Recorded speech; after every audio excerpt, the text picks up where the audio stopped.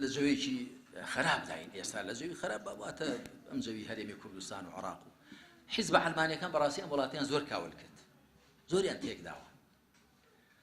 هەمیش هەبوو بە حکمی یعنی هەندێک جاران خەلفیەتی حکمڕانیان نەبووە مەگەڵی عودریان بۆ بێنینەوە هەندێک جاری بەڕاستی نەفس و شەیطان و هەوا ئەوەندە بەسەریاندا زاڵ بە هەر خۆیان بینیوە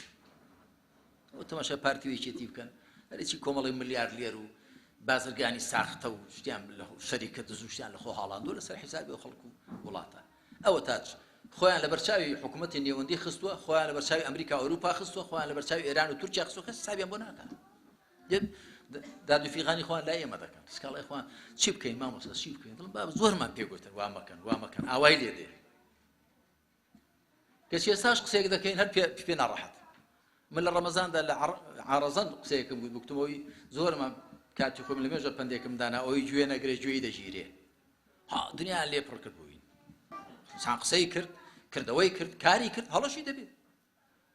پاشان ئەو کەسە دژمنایەتی دەکرێت کە بوونی هەیە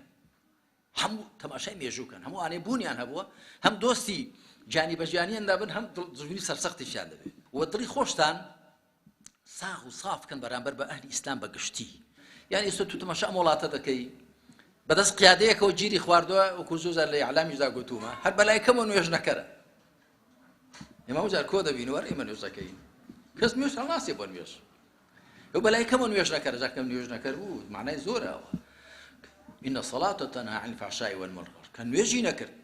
لە شەڕاب نزیک دەبێت لە قومار نزیک دەبێت لە دزوی نزیک دەبێت لە شتی خراپتر نزیک لە هەموو شتی گوناحێک نزیک دەبێت ئەگەر دۆستی ماڵی خوا و لای خوا نەبووی شەیطان ملت دەگرێت